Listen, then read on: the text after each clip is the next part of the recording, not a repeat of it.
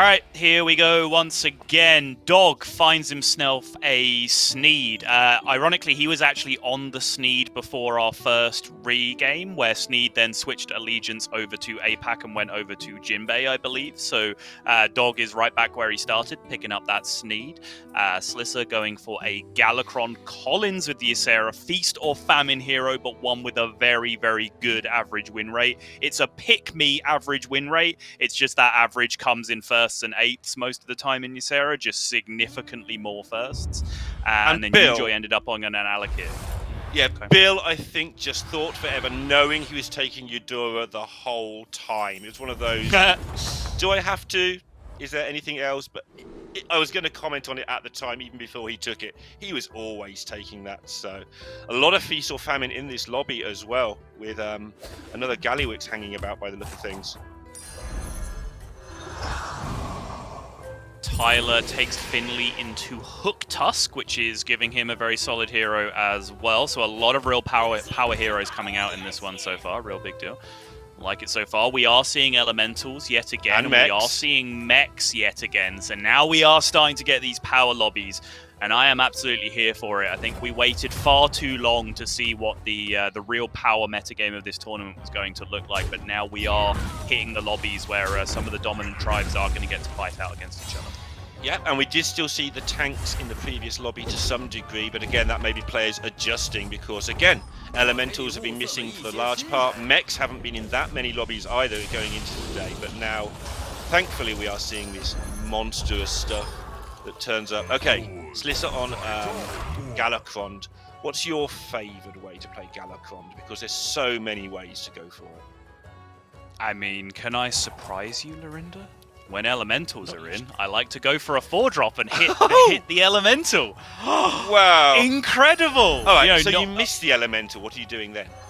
I mean, well, I can't answer that question because you have to tell me what the 3-4 drops I got offered were instead, right? Because the answer might be still buy one. Like, was one of them a bonker? Was one of them something like it could be any variety? High main, Cave Hydra, and Wildfire elemental. Skip. Then I'll go for a 5 at that point because if I hit high main, then that means beasts are in, and I can look for up there on the 5-drop instead and go for that instead. It kind of like reevaluates each time that you miss. Basically, I think that is the best way to play Galakrond. Is what's the lowest point I'm willing to stop, which is normally a 4-drop, and then if you miss that 4-drop, that's when you can then reevaluate as to when you can go further on.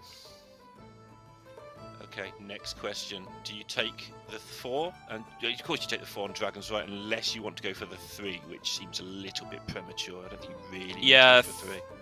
4 is weird. Like, the curve is just weird with HysteriA at that point because obviously you actually miss a significant amount by freezing for multiple turns with HysteriA. You still get your dragon re-roll each turn. Like, that will add to the shop at the start of the turn. But you do want to be rolling on 3 for quite some time. I mean, okay, you don't want to be rolling on 3 for quite some time as HysteriA. That's not exactly a perfect choice of words. But generally, you will have to be rolling on 3 for some time as HysteriA to pick up those Tarecgosas before you can then go up and dilute the pool in Tavern 4 with the promo drakes. Or you can just go straight up to 4 and kind of have them both thrown into the pool at the same time and try and hit both. But just realised it is a chroma wing, so you might as well just take the early triple because when you level up, you're going to get something good out of it from the. That's fair. The big buff. So it might make that decision easier, but it is Collins. That's one of the reasons I ask as well. I'm always scared Collins is going to freeze the next 3 shots and take a 7 or an 8 drop or something that doesn't even exist. Oh, messy triple opportunity for you, Joy. Curious to see how she goes about this. Yeah, a little awkward, certainly. This is where, when you're streaming, everyone starts typing freeze in chat. Freeze, you enjoy. Freeze. Your turn's not over. Yeah, she's just using the time planning out how this goes. Players have different habits with this thing. I noticed that Dog, perhaps having been burned one too many times in the past, does do first freeze as a point of order. Like when a nuts shop appears, he presses freeze immediately, just so, you know, while he's thinking about what he's going to be doing with the shop, that's never a thing that he forgets to do at the end of the turn. But players do have different habits in those situations. The mistake of not freezing, if you forget to, or you know, if you can unfreeze, right? The mistake of freezing it is a lesser mistake out of the two. Usually. Right, DeLonghi's got a triple stored in the shop as well.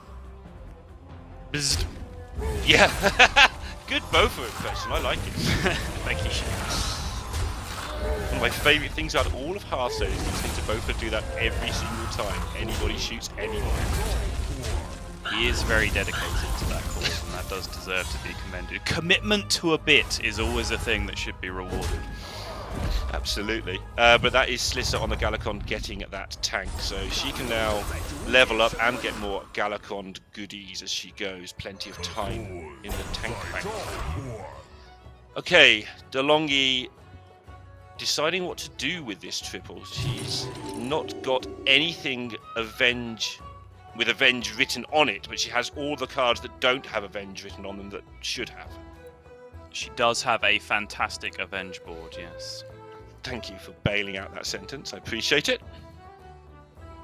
What has happened here? Is Yunjoy like looking at her tier 4 discover options here and we're just not seeing them? I assume that's what's going on. That's what it would be. Nothing else on this board state makes any sense. Either that or she's in deep trouble. Yeah, interested because if she froze this triple, she also froze it alongside the 2/2 Death Rattle, right? Which she then chose not to buy to just land the buff on at the start of the turn, which, you know, I'm not saying is strictly wrong, but it was certainly an option that she's clearly turned down on this turn, ending up with Selfless Hero anyway. Greasebot looks a little weird here, but obviously it does have that one piece of natural synergy with Alec here, because, boom, now I have a Divine Shield minion, so you will be both buffs at the start of every turn. And actually nicely works, there's a very good chance she gets another buff. I mean, she gets another buff on the big minion, but it's fine. Buffing itself every turn is quite sweet. Yep. Picking up the dub. 7 damage going through to the Maiev, which is very nice indeed. Perhaps we will see the results of what Maiev was doing there with the 4-drop triple in the coming turns. As we hit the power turn now for Bill. Bill does get a 4-drop golden, which is massive, and he gets a double choice of scalers there as well with the Hogger or the Nomi. Nomi with a Elemental in the shop, I imagine, has to be incredibly appealing, and also somehow he's managed to get to this point still at 36. He hasn't really run into anyone else particularly powerful as he was marching along his Eudora hero path. Yeah, which is quite weird, because I wanted to look at his board because I'd seen he'd only taken 4 health, but I hadn't realised he'd got such a weak board and had just somehow dodged everything. So yeah, he is looking good to go. Wouldn't mind seeing Tyler's board here, but we can't, so I'm going to have to evaluate the cards on face value. There are some pirates hidden under there, I think. Yep, Salty Looter, for sure. I recognise that card a mile away. Yes, you do. It's on every single board I've ever made. Just to stop you getting in there first at this point. No, you're right. And that's preemptive, preventative measures. I respect it. I just learned from Raven. I asked him for tips before casting. It's like, how do I stop Sottle destroying me? Well, just do it yourself.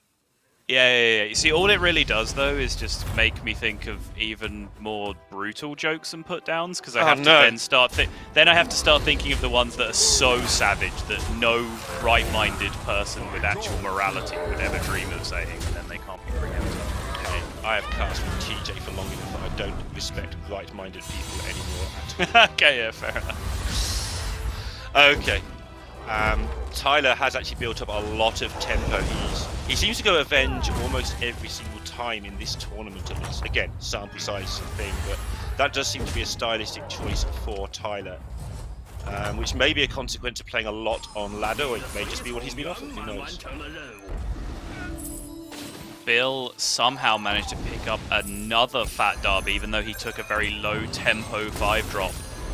which means he is in a wonderful position now just to start scaling. Not only has the frozen Selly from the shop, he actually picks up Selly off his Tavern Elemental as well, which is absolutely disgusting.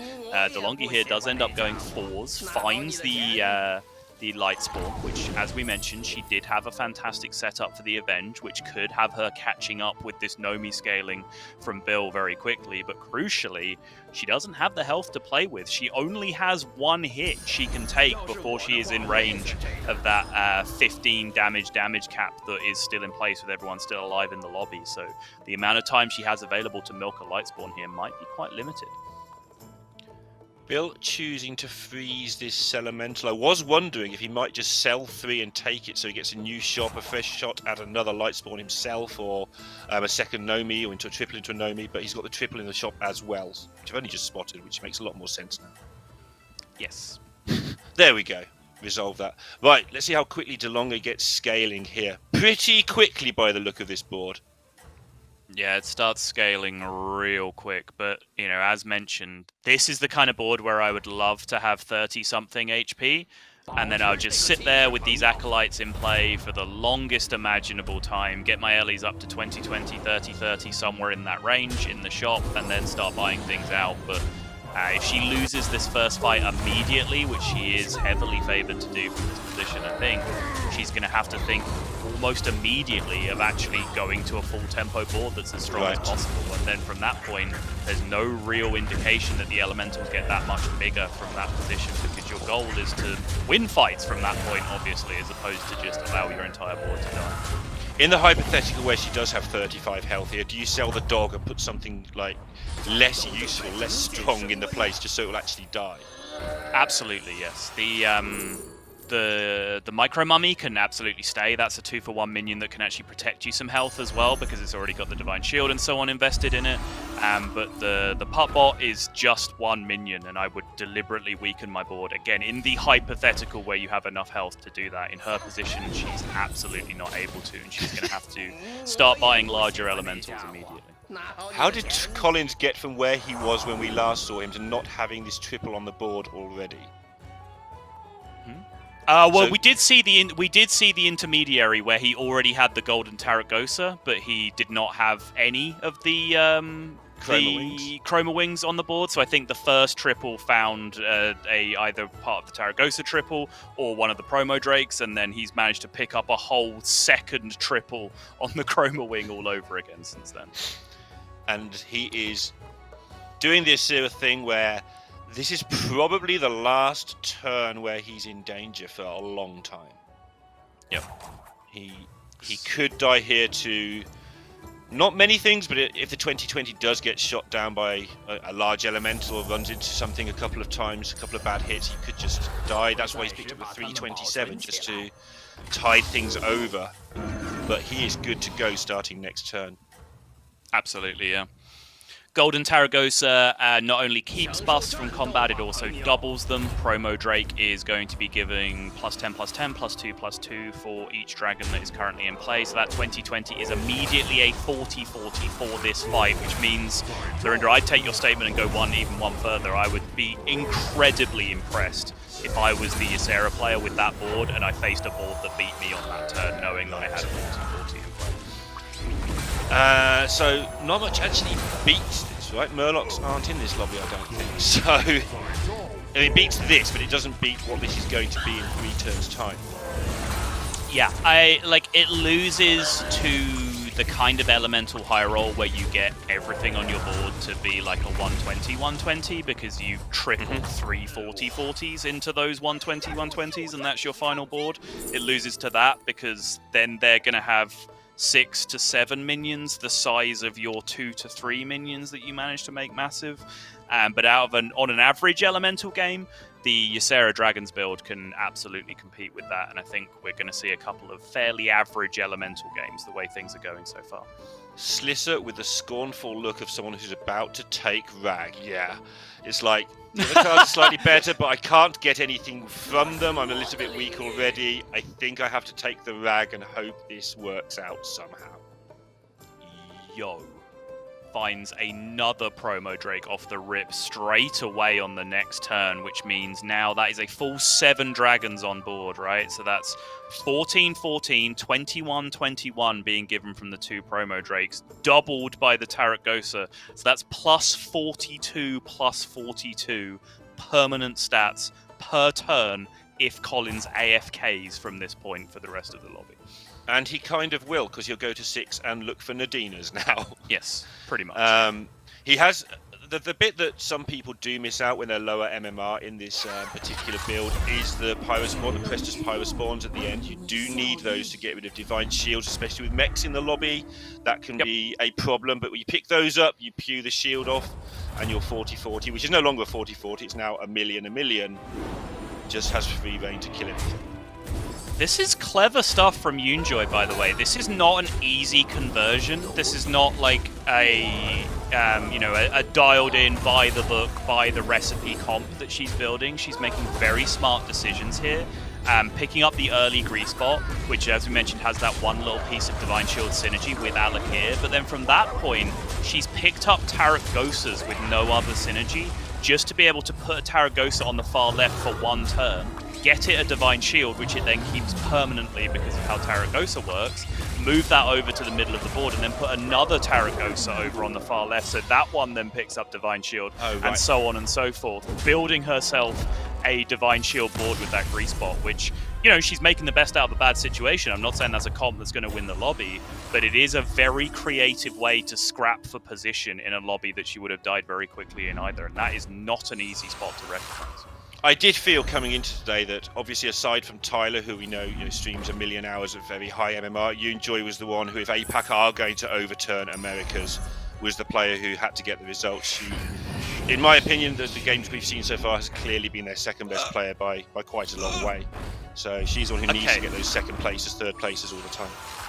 Remember 2 or 3 minutes ago when I was an idiotic boob and said that we were only going to see average elemental games this game? I did not know that Sneed had double avenging at that point. So yeah, it's going to be a little bit better than an average elemental board from Dog, I'm sure.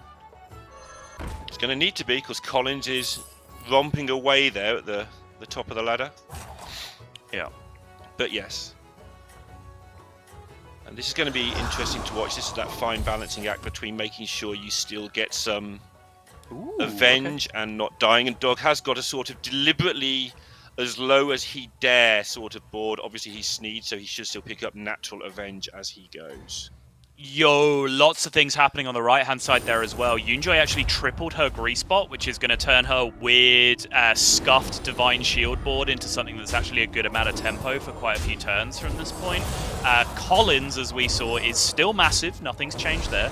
But he is now on Tavern 5 with the Pyro Drake triple frozen in the shot, ready to look for that Nadina. So things continuing to go very, very well for Collins here. Yeah, I wonder Meanwhile, if Slysssa will actually be pleased Collins... to face him now. I was going to say, yeah, Collins has queued into Slysssa this turn, who has been the tempo queen of this lobby up until this point, with Golden Tank, but as we can see, every single Golden Tank shot is going to go to that center Tarecgosa for quite some time, but it's going to be a number of shots short at this point, I think. But she's early enough not to take the massive hits that the next 3 people who face Collins are going to take. And meanwhile, it did look like she's picked up a genie, so she might get something going with that rag, because she's got to turn from the... Sorry. But here's the thing, though. She now has the information that there's almost no point in doing that, because if she goes down the rag route, she's never going to beat Collins from that position anyway. But what she might do is make herself temporarily weaker with her Mechano Tank to the point where she dies 1 or 2 turns earlier than she would do otherwise. So having now seen a potential lobby winner that she can probably never hang with, she should probably, in my opinion, just focus more heavily on that Mechano Tank and just scrap out for a 3rd, 4th kind of position. And that does look like what she's going to do. Especially when she sees Dog's build in a moment as well. She's up against the Eudora. How was that going? It was Bill, right?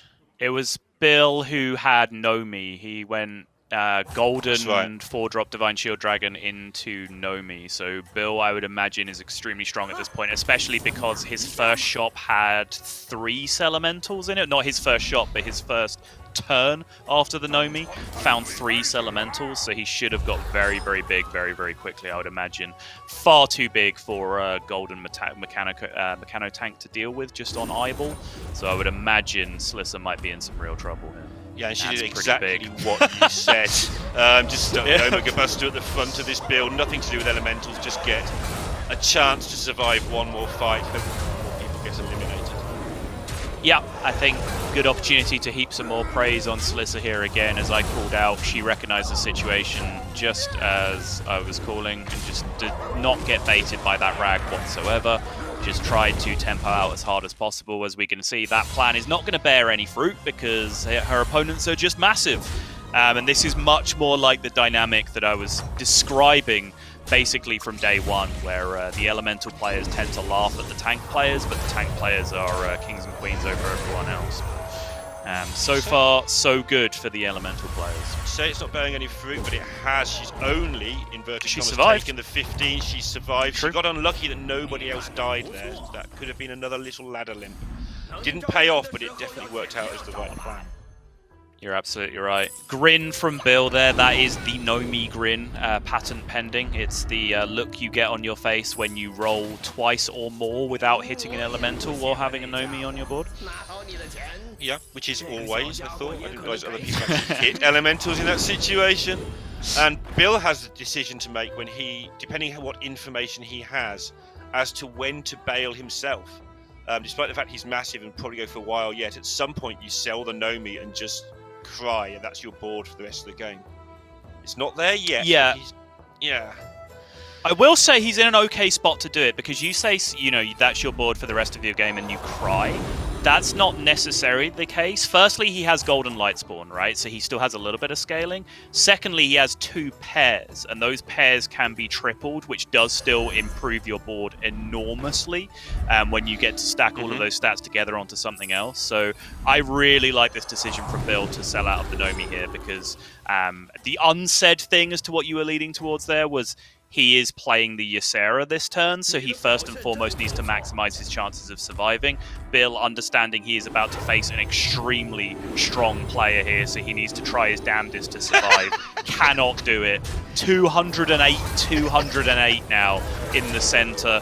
Perfect Dr. Tarecgosa positioning as well across the board from Collins, just to make everything as symmetrical as possible. You have to appreciate that that is going to be the end of Bill's game in looking like something like a 5th or 6th place here. One point of interest there to me actually is how Collins is concentrating on making the big one bigger. I know it goes up faster because it's golden, but I'm often tempted to sort of make my 11-11, try and actually get it to 50-50 rather than just add a million stats onto the thing that if it gets poisoned, it dies. Yes, I think in general your philosophy of that in Battlegrounds is a mistake that I've spent a long time trying to beat out of you and haven't quite succeeded yet, but ever since the early days of you trying to learn the game, you've always been like, oh, I'm going to try and get everything on my board up to 10-10. I'm going to try and make this minion relevant because it feels a little bit irrelevant right now. And I think the problem that you have with that is that the more you invest into multiple minions, suddenly you then have 5 mediocre minions that you've invested in and have to stick around as permanent units on your board. Whereas if you just invest strongly into one thing, you have 6 board spaces that you can play with over the course of the game, which is a much bigger deal. And even in a position as strong as Collins, that's still relevant because you never know how many tech card spots you need on your board at the end of the game when you get there, right? So the more minions you can get rid of and not feel bad about, the better position you're in a lot of spots. And it's actually going to be borne out here if he plays against Tyler, because Tyler has a 94-93. If you have 3 80-80s instead of that giant Tarecgosa in the middle there, 2 of them die. Whereas this just kills it and moves on with its life. So key numbers there going to work out nicely for Collins, although Tyler's getting big really fast here. He has just been a little bit slow with the Infinite Pirate setup there. Hasn't quite got it. The Peggy is doing a ton of work. The Golden Peggy is doing a ton of work alongside Golden Salty Looter, which is giving Tyler a lot of tempo. But he is still 2 hoggers away from actually being able to put something together that can aggressively cope with his opponent. And yeah, you see the bad news. Divine Shield, Poison, and Malgadon basically does all the work that Collins needs it to in this position, let alone the rest of his board state. So once again, it's going to be Dog versus Collins in a numbers off. Who can numbers the other one? And this time it looks like it's Collins with the upper hand. Yeah, I will confess I did not take a good look at Dog's board. Was focusing on the left-hand side of my screen, so we'll see what he's got. Okay, I mean, 73 Divine Shield, 72 attack over on the right-hand side. The problem, I think, is going to be that Divine Shield, Poison, and Malgadon that Collins has on the top of everything else. And the fact that currently Dog's only Divine Shield, okay, made me a liar as soon as I said it, but originally Dog's only Divine Shield was also taunted. That means the Pyro Drake can actually come into play as well. There's an opportunity that Divine Shield can be sniped by a dragon attack on the other side. So, yeah, looking like a pretty significant edge over to Collins at this point. Dog rolled through a lot of stuff there very quickly. Is he just primarily looking for selfless? There was an opportunity to take a pair there a couple of times, and a pair obviously can grow into a triple, as we're actually going to see. I was kind of surprised that he didn't go for more pairs, but he was looking for something very specific here. Yeah, I think more Divine Shields, more Cyclones, more Wildfires, or just Wildfires in general at that point, I think are very, very worthwhile. When you come down to this kind of final fight, top 2, top 3 situations, your plan of, okay, just make the Ellies bigger is over, and you're instead focusing on, right, let's find the actual really good Ellies, right, to maximize your chances of winning as much as possible. So I think he was looking for specific stuff there, did find quite a lot of it, found a triple in the end, does now have another Divine Shield frozen in shop, but Collins, in the meantime, has found the Nadina, and that should pack it up. And I think he's giggling to himself because he knows if you were going to actually write down the step-by-step route through what you would call the Ysera nuts, that was Collins' game that he played. Like, he just had everything. Incredibly early Golden Tarecgosa, 4 Promo Drakes, a second Golden Tarecgosa to follow, Golden Promo Drake, Divine Shield, Poison, Amalgadon, and then the Nadina for the final fight to shut down any chance of your opponent coming back. That is the absolute turbo nuts, like you said. Yeah, it was only a 30% lethal, but it does look like he's landed it. I was kind of interested to see Dog's effort to try and change the comp around, but... Sure, yeah, fair enough. But he has landed the kill there, and it's another 1-2 for Americas.